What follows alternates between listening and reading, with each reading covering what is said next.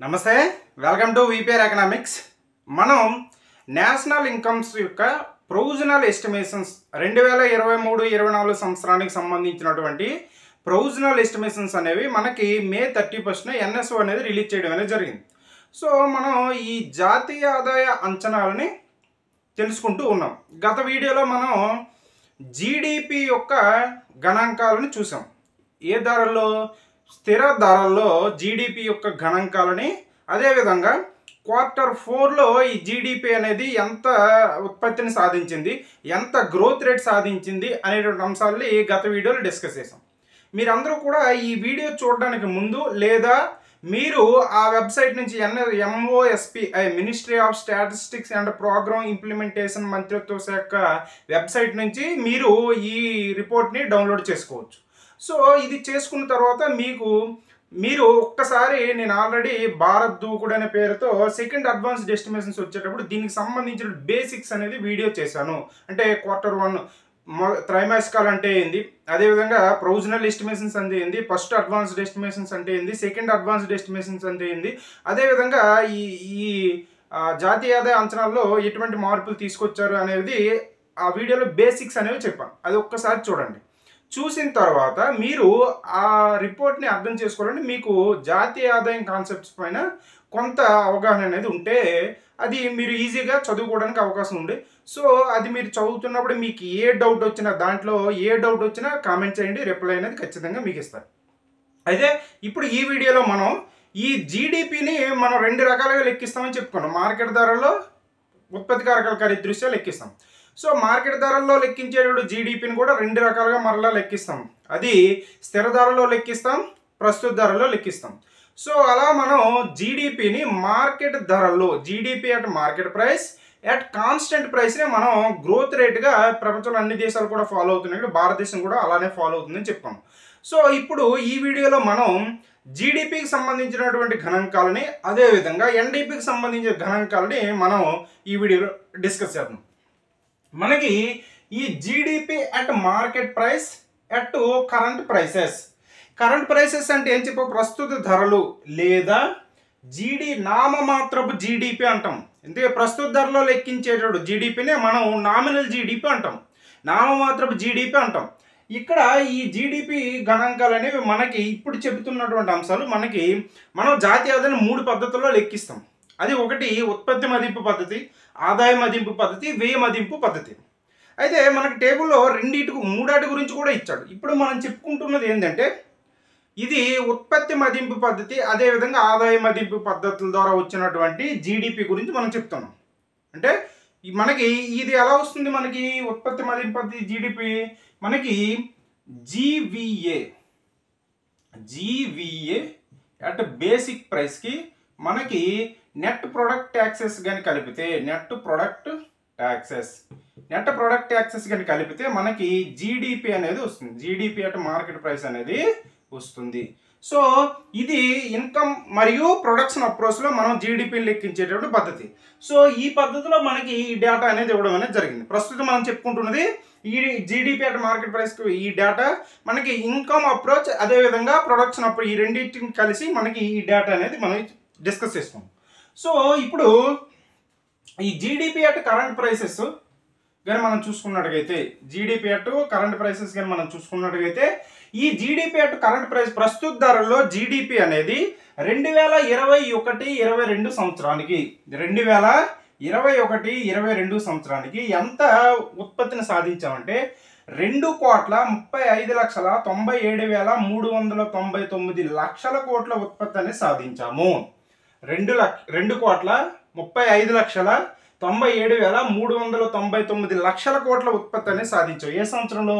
2021-22 సంవత్సరానికి, ఆర్థిక సంవత్సరానికి. అంటే 2021 ఏప్రిల్ 1 నుండి 2022 మే 31 ఈ మధ్యలో, ఈ ఆర్థిక సంవత్సర కాలంలో సాధించినటువంటి ఉత్పత్తి అది. అయితే అదేవిధంగా 2022-23 సంవత్సరానికి ఫస్ట్ రివైజ్డ్ ఎస్టిమేషన్స్ ప్రకారం మనం 2,69,49,646 లక్షల కోట్ల ఉత్పత్తిని, జీడిపిని సాధించడం అనేది జరిగింది. ఈ జీడిపి గ్రోత్ రేటు అంటే 2021-22 ఆర్థిక సంవత్సరం నుంచి 2022-23 ఆర్థిక సంవత్సరానికి పెరిగినటువంటి శాతాన్ని కానీ మనం చూసుకున్నట్లయితే మనకి ఈ గ్రోత్ రేట్ అనేది 14.2% గ్రోత్ రేట్ అనేది మనకి నామమాత్రపు ధరల్లో కరెంట్ ప్రైసెస్లో జీడిపి అనేది పెరగడం అనేది జరిగింది. ఎంత పెరిగింది? 14.2% పెరుగుదల అనేది వచ్చింది. అదేవిధంగా 2023-24 సంవత్సరం యొక్క ప్రొవిజనల్ ఎస్టిమేషన్స్ ప్రకారం, ఇప్పుడు ఇచ్చినటువంటి ప్రొవిజనల్ ఎస్టిమేషన్స్ ప్రకారం జీడిపి అనేది 2,95,35,667 లక్షల కోట్లకి పెరగడం అనేది జరిగింది. మనం $5 ట్రిలియన్ ఎకానమీగా సాధించాలని లక్ష్యం పెట్టాం. ప్రస్తుతం మనకి ఆల్మోస్ట్గా 3.5 మనం 3.5 లక్షల కోట్లు అంటే ట్రిలియన్ ఎకానమీగా మనం ఆల్మోస్ట్ దగ్గరలో ఉన్నట్టుగా మనకి కనిపిస్తుంది. సో ఇది 2023-24 ఆర్థిక సంవత్సరానికి 2,95,35,667 లక్షల కోట్లుగా ఉత్పత్తి అనేది మనం సాధించడం అనేది జరిగింది. గ్రోత్ రేట్ ఏమో అంటే 2022-23 ఆర్థిక సంవత్సరం నుంచి 2023-24 ఆర్థిక సంవత్సరం మధ్యలో పెరుగుదల శాతం ఎంత అంటే 9.6% అనేది పెరుగుదల. అంటే గతంతో పోల్చుకుంటే 14.2%, కానీ ఇప్పుడు తగ్గుదల అనేది వృద్ధిలో తగ్గుదల అనేది ఉంది, 9.6%కి వచ్చేసింది. కానీ ఉత్పత్తి పెరుగుదల మాత్రం పెరుగుతూనే ఉంది. ఇదే విధంగా మనకి జీడిపి అనేది క్వార్టర్ ఫోర్ అంటే మనకి 2024 జనవరి నుంచి మనకి మార్చి 31 వరకు ఉండేటటువంటి దాన్ని ఈ 3 నెలల కాలాన్ని మనం 4వ త్రైమాసికం చెప్తాం. ఈ 4వ త్రైమాసికంలో మనం సాధించినటువంటి ఉత్పత్తి కానీ చూసుకున్నట్టు 2022-23 ఆర్థిక సంవత్సరంలో 4వ త్రైమాసికంలో సాధించినటువంటి ఉత్పత్తి ఎంతంటే 71.23 లక్షల కోట్ల ఉత్పత్తి అనేది సాధించాం. 71.23 లక్షల కోట్ల ఉత్పత్తి సాధించాం. 2023-24 ఆర్థిక సంవత్సరంలో అయితే ఈ 2023-24 ఆర్థిక సంవత్సరంలో క్వార్టర్ 4లో 4వ త్రైమాసికంలో మనం సాధించిన ఉత్పత్తి ఎంత? 78.28 లక్షల కోట్ల ఉత్పత్తి అనేది సాధించాం. సో ఇక్కడి నుంచి ఇక్కడికి పెరుగుదల శాతం, దీన్నే మనం వృద్ధి రేటుగా చెప్తాం కాబట్టి ఈ వృద్ధి రేటు 9.9%. 4వ త్రైమాసికంలో జీడిపి అనేది అంటే స్థిర ధరలో కాదు, ప్రస్తుత ధరలో జీడిపి అనేది 4వ త్రైమాసికంలో ఎంత వృద్ధి రేటు సాధించిందంటే 9.9%. అదే స్థిర ధరల్లో అయితే 7.8% గ్రోత్ రేట్ అనేది మనకి 4వ త్రైమాసికంలో సాధించడం అనేది జరిగింది. ఇది మనకి జీడిపికి సంబంధించినటువంటి అంశాలు. నెక్స్ట్ది మనకి ఎన్డిపి అనేది మనకి ఎలా వస్తుంది? జీడిపిలో నుంచి, గ్రాస్ డొమెస్టిక్ ప్రొడక్ట్లో నుంచి డిప్రిసియేషన్ తీసేస్తే మనకి ఎన్డిపి అనేది వస్తుంది. సో ఇక్కడ మనం జీడిపి ఏది తీసుకున్నాం? మార్కెట్ ప్రైస్ తీసుకున్నాం. సో జీడిపి అట్ మార్కెట్ ప్రైస్లో నుంచి డిప్రిసియేషన్ తీస్తే ఎన్డిపి అట్ మార్కెట్ ప్రైస్ అనేది వస్తుంది. సో ఈ ఎన్డిపి మనకి ఇంకో విధంగా కూడా వస్తుంది. ప్రస్తుతం మనం జీడిపి పరంగా చెప్పుకుంటున్నాం కాబట్టి ఇలా చెప్తాను. So NDP at market price ఇంకో రకంగా కూడా వస్తుంది. ఎలా అంటే మనకి చూడండి, జిఎన్పి అట్ మార్కెట్ ప్రైస్లో నుంచి డిప్రిసియేషన్ తీస్తే ఎన్ఎన్పి అట్ మార్కెట్ ప్రైస్ అనేది వస్తుంది. ఈ ఎన్ఎన్పి అట్ మార్కెట్ ప్రైస్లో నుంచి మనం NFI net factor income from abroad గా తీసేస్తే మనకి ఎన్డిపి అట్ మార్కెట్ ప్రైస్ అనేది వస్తుంది. ఇది మీకు తెలియాలంటే మనకి జాతీయాదం కాన్సెప్ట్ అనేది మీరు బాగా అర్థమైతేనే ఇవి తెలుస్తుంది. సో ఇప్పుడు మనం దీన్ని పక్కన పెట్టేద్దాం. అంటే ఇక్కడ ఇంకో రకంగా కూడా మనం సాధించవచ్చు ఎలా అనేది తెలుసుకోవడం కోసం మాత్రం చెప్పు. సరే, ప్రస్తుతం మనం జీడిపి పరంగా మాట్లాడుతున్నాం కాబట్టి జీడిపిలో నుంచి ఏది తీస్తే మనకి ఎన్డిపి వస్తుంది? గ్రాస్ డొమెస్టిక్ ప్రొడక్ట్, స్థూల దేశీయ ఉత్పత్తిలో నుంచి తరుగుదలని తీసేస్తే నికర దేశీయ ఉత్పత్తి అనేది వస్తుంది. సో ఇప్పుడు మనం ఎన్డిపి గురించి చూద్దాం. ఎన్డిపి గురించి చూస్తే ఎన్డిపి అనేది చూడండి, ఎన్డిపి అట్ మార్కెట్ ప్రైస్ అనేది మనకి కరెంట్ ప్రైసెస్లో అంటే ప్రస్తుత ధరలు అంటే ఏ సంవత్సరం యొక్క ఉత్పత్తిని అయితే లెక్కిస్తున్నామో ఆ ఉత్పత్తిని, ఆ సంవత్సరంలో ఉన్నటువంటి వస్తు సేవల ఉత్పత్తిని ఆ సంవత్సరంలో ఉన్నటువంటి ధరలతో గుణించుకొచ్చే దానిని మనం ప్రస్తుత ధరలో ఆదాయం లేదా నామమాత్రపు ఆదాయం, నామినల్ ఇన్కమ్ అని మనం పిలవడం అనేది జరుగుతుంది. సో అలాగా NDP at market price at current prices మనం చూసుకున్నట్లయితే ఇది 2021-22 సంవత్సరానికి 2,09,30,595 లక్షల కోట్ల ఉత్పత్తి అనేది సాధించడం జరిగింది. ఎన్డిపి అనేది మనకి 2,09,30,595 2,09,30,595 కోట్లు. ఇది మనకి ఎలా వచ్చింది చూడండి. ఇక్కడ జీడిపి అటు కరెంట్ ప్రైసెస్ ఉంది కదా, దీంట్లో నుంచి డిప్రిసియేషన్ అనేది తీసేసాం మనం. అంటే ఇది చూడండి, 2,35,97,399 కోట్ల రూపాయల నుంచి మనం డిప్రిసియేషన్ తరుగుదల తీసేస్తే మనకి ఇది రావడం అనేది జరిగింది. తరుగుదల తీసేస్తే మనకి ఎన్డిపి వచ్చింది. అంటే ఎంత? 2,09,30,595 కోట్ల రూపాయలు వచ్చింది. అలాగే 2022-23 సంవత్సరానికి మనం చూసుకున్నట్టుగైతే ఇది 2,38,09,748 కోట్ల ఉత్పత్తి ఎన్డిపి పరంగా సాధించాం. నెట్ డొమెస్టిక్ ప్రొడక్ట్ అనేది సాధించాం. గ్రోత్ రేట్ ఏమో 13.8% గ్రోత్ రేట్ అనేది సాధించాం. 2022-23 ఆర్థిక సంవత్సరంలో ఎన్డిపి గ్రోత్ రేట్ ఎంత అంటే 13.8% గ్రోత్ రేటు. ఏ ధరల్లో? ప్రస్తుత ధరల్లో. నామమాత్రపు మనకి నికర దేశీయ ఉత్పత్తి యొక్క వృద్ధి రేటు 2022-23 సంవత్సరంలో ఎంత అంటే 13.8%గా మనం చెప్పడం అనేది జరుగుతుంది.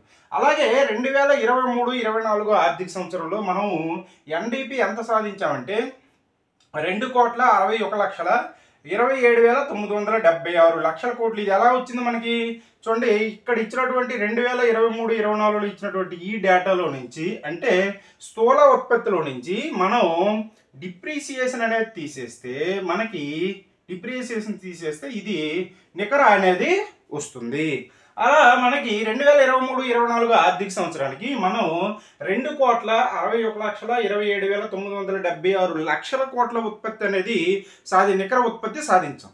గ్రోత్ రేట్ ఏమో 9.7% గ్రోత్ రేట్ అనేది సాధించాం. 9.7% గ్రోత్ రేటు ప్రస్తుత ధరల్లో సాధించడం అనేది జరిగింది.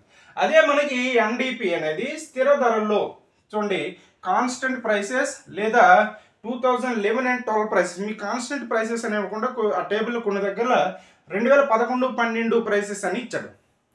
లేదా మనకి రియల్ ఎన్డిపి అని అడిగినా, వాస్తవ నికర ఉత్పత్తి అని అడిగినా, లేదనుకుంటే మనకి స్థిర ధరల వద్ద నికర ఉత్పత్తి అని అడిగినా మనకి ఇదే ఆన్సర్ అనేది వస్తుంది. సో స్థిర ధరల వద్ద NDP at market price at constant ప్రైసెస్లో మనం 2021-22 సంవత్సరానికి 1,30,66,058 కోట్ల ఉత్పత్తి అనేది సాధించాము. 1,30,66,058 కోట్ల ఉత్పత్తి అనేది మనం స్థిర ధరల వద్ద సాధించాం. అదేవిధంగా 2022-23 సంవత్సరంలో అయితే 1,39,86,798 కోట్ల ఉత్పత్తి అనేది సాధించడం అనేది జరిగింది. ఏ సంవత్సరంలో? 2022-23 ఆర్థిక సంవత్సరంలో. గ్రోత్ రేట్ కానీ మనం చూసుకున్నట్టుగైతే ఎన్డిపి యొక్క గ్రోత్ రేట్ స్థిర ధరల్లో 2022-23 సంవత్సరానికి 7% గ్రోత్ రేటు.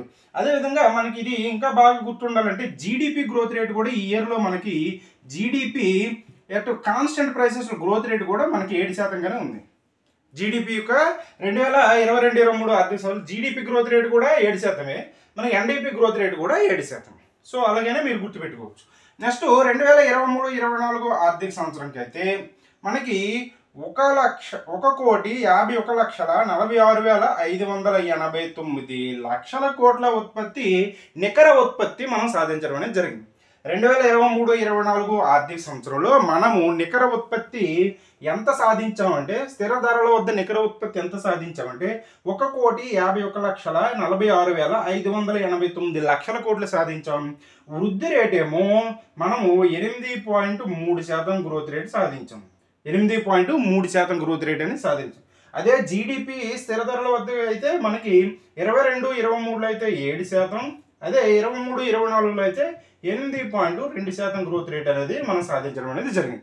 ఇది మనం ఈ వీడియోలో జీడిపికి సంబంధించినటువంటి కరెంట్ ప్రైసెస్లో డేటా, అదేవిధంగా ఎన్డిపికి సంబంధించినటువంటి కరెంట్ ప్రైసెస్, అదేవిధంగా కాన్స్టెంట్ ప్రైసెస్లో ఇచ్చినటువంటి డేటా. అయితే ఇది మనం ఇన్కమ్ అప్రోచ్లో చెప్పాం, ఇన్కమ్ మరియు ప్రొడక్షన్ అప్రోచ్లో చెప్పాం.